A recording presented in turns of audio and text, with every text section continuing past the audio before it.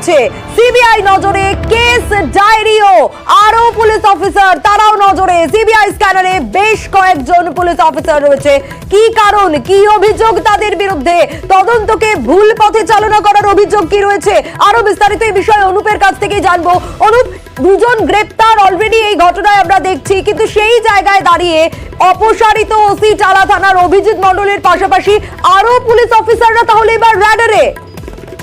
একবারে গতকালই কিন্তু টালা থানার যে অপসারিত ওসি অভিজিৎ মণ্ডল তাকে কিন্তু গ্রেপ্তার করা হয়েছে সিবিআই এর পক্ষ থেকে, এবং এই গ্রেপ্তারের পরবর্তী ক্ষেত্রে কিন্তু এবার সিবিআই নজরে হচ্ছে কেস ডায়েরি। কারণ সিবিআই বেশ কয়েকজন পুলিশ আধিকারিক উচ্চপদস্থ তাদের কিন্তু সিবিআই নজরে আছে বলে এমনটা এখনো পর্যন্ত স্পষ্ট জানতে পারা যাচ্ছে।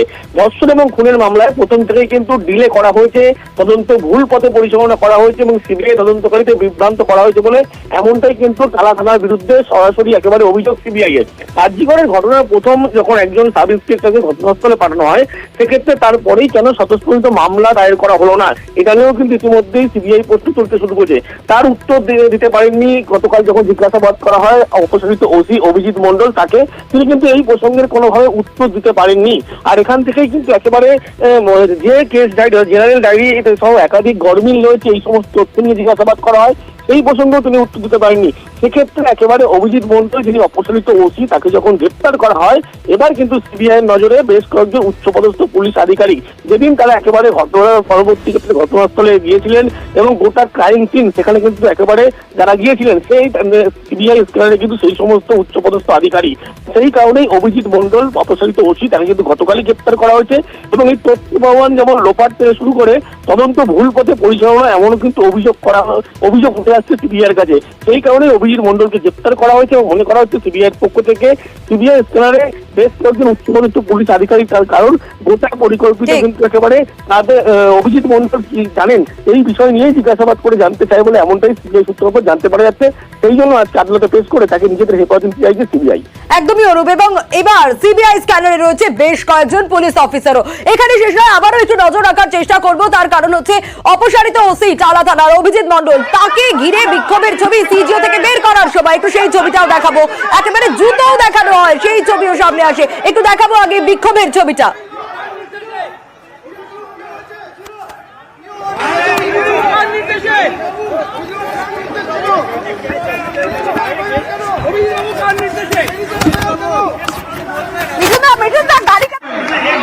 আজই আদালতে পেশ করা হবে টালা থানার অপসারিত ওসিকে। তার বিরুদ্ধে ভুরি ভুরি অভিযোগ রয়েছে, তথ্য প্রমাণ লোপাটের অভিযোগ রয়েছে, ক্রাইম সিন বদলে দেওয়ার অভিযোগ রয়েছে, এবং এই অভিজিৎ মণ্ডল তাকে ঘিরে বিক্ষোভের ছবি সামনে আসে। গতকালই গ্রেপ্তার করা হয় সিবিআই এর তরফ থেকে, এবং এই অভিজিৎ মণ্ডল টালা থানার অপসারিত ওসি তাকে ঘিরে বিক্ষোভের ছবি সিজিওর সামনে ধরা পড়ে।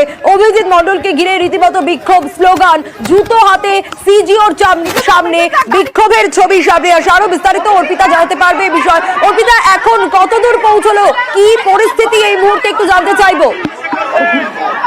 দেখো, এই মুহূর্তে তোমাকে জানাই যে এই মুহূর্তে বেলেঘাটাতে রয়েছে, আমি সেই ছবি তোমাকে দেখাবো। কারণ অভিজিৎ মণ্ডল অর্থাৎ ওসি টালা থানার যে ওসি তাকে নিয়ে ইতিমধ্যেই সিবিআই গাড়ি নিয়ে বেরিয়েছে, রাস্তায় প্রচুর জ্যাম রয়েছে। আমি একটা ছবিটা একবার দেখানোর চেষ্টা করবো, আমার ক্যামেরা পার্সন রয়েছে অর্চনকে বলবো একটু ছবিটা দেখাতে। সামনে ঠিক অনেকখানি জ্যাম রয়েছে, সেই কারণে সিআরপিএফ আধিকারিকরা সামনে থেকে কিন্তু বেলে দিয়ে গাড়িটিকে পাস করানোর তারা চেষ্টা করছে। অভিজিৎ মণ্ডলকে নিয়ে প্রথমে কিন্তু আবারও আজকে মেডিকেল করানো হবে বিআর সিং হাসপাতালে, তারপর তাকে শিয়ালদা আদালতে পেশ করা হবে, এমনটাই আমরা সিবিআই সূত্র থেকে জানতে পারছি। আর তোমাকে জানাই যে এই অভিজিৎ মণ্ডল কেন গ্রেপ্তার, তার বিরুদ্ধে মূলত কিন্তু ষড়যন্ত্র এবং তারই সঙ্গে কিন্তু একাধিক অভিযোগ রয়েছে। প্রথমত কিন্তু ষড়যন্ত্রের পাশাপাশি, কারণ ঘটনাস্থল থেকে বেশ কিছু প্রমাণ কিন্তু লোপাট হয়েছিল, যেমন ঘটনাস্থল থেকে ল্যাপটপ, ব্লুটুথ এবং বিভিন্ন যে ইলেকট্রনিক যে এভিডেন্স, সেই সমস্ত জায়গায় কিন্তু আবার চাপ বা সেখান থেকে কিন্তু ফিঙ্গারপ্রিন্ট দেওয়া হয়। একটা পুলিশের যেখানে কিনা কর্ডন করা এলাকা, সেখান থেকে পুলিশ বা হাসপাতাল কর্তৃপক্ষ ছাড়া কি করে সেই জায়গা থেকে এই হাতের চাপ উড়া হলো, সেই তদন্তে নেমে কিন্তু অতির ভয়ানে একাধিক জায়গায় অসঙ্গতি মেলে। এবং তারপরে এই যে এফআইআর করতে এত ডিলে কেন হলো, সেখানে তিনি বলেন যে কারো নির্দেশের তিনি অপেক্ষা করছিলেন, নির্দেশ পাওয়ার পরে তিনি করেন। সেটা কি লালবাজারের কর্তৃপক্ষ নাকি সন্দীপ ঘোষকে টালায় ফোন করেছিলেন সেই বিষয়টা, সেই কারণে কিন্তু সন্দীপ ঘোষকেও কিন্তু ষড়যন্ত্রকারী হিসাবে কিন্তু গ্রেপ্তার দেখানো হচ্ছে এবং তাকেও কিন্তু সিবিআই হেফাজতে নেওয়া হবে। এবং আরো একটি বিষয় উল্লেখযোগ্য যে এই সমস্ত যে ইলেকট্রনিক এভিডেন্স থেকে যে প্রমাণ লোপাট হয়েছে বা ষড়যন্ত্রকারী হিসেবে তো আছেই, তার সঙ্গে এফআইআর করার যে যে প্রসেস, সেই প্রসেসেও কিন্তু যথেষ্টভাবে গাফিলতি ছিল এই ওসি টালার। তার কারণ একবারে যখন হাসপাতাল কর্তৃপক্ষ তাকে যখন অর্ডার করছে অ্যাজ এ ওসি, তিনি কেন কোনো এফআইআর করলেন না, কেন ময়নাতদন্তের দীর্ঘক্ষণ পরে সেখানে মামলা রুজু করা হলো, এই বিষয়ে সিবিআই যখন তাকে এখন জিজ্ঞেস করে তখন কিন্তু বলা হয় যে ঊর্ধ্বতন কর্তৃপক্ষের কিন্তু নির্দেশ ছিল। ফলে সেই জায়গা থেকে অর্থাৎ একদিকে হাসপাতাল এবং অন্যদিকে তাহলে কি কোনো লালবাজারের কোনো অফিসারের কোনো অপেক্ষা তিনি করছিলেন? তাদের নির্দেশ পাওয়ার পরে কি ওসি এত দেরিতে সেই মামলা করলেন? অর্থাৎ প্রথম থেকেই কিন্তু ঘটনার ধামাচাপার যে চেষ্টা, সেই জায়গা থেকে কিন্তু ওসিকে গ্রেপ্তার করা হয়। পাশাপাশি সন্দীপ ঘোষ কিন্তু অ্যাসিস্ট্যান্ট সুপারকে নির্দেশ দিয়েছিলেন যে নির্যাতিতার পরিবারকে তাকে ফোন করে বলতে। প্রথমে বলা হয় যে মেয়ে অসুস্থ, তারপরে বলা হয় ভর্তি হয়েছে, তারপরে বলা হয় যে মেয়ে নাকি সুইসাইড করেছে। অর্থাৎ ঘটনাকে ধামাচাপা দেওয়ার চেষ্টা বা ঘটনাকে মোড় ঘোরানোর চেষ্টা একজন ষড়যন্ত্রকারী হিসাবে কিন্তু সন্দীপ ঘোষকেও আজকে কোর্টে আসছে প্রিয়া দিয়ে তাকে কিন্তু বেশ অর্পিতা, অবশ্যই আমাদের নজর থাকবে। বেশ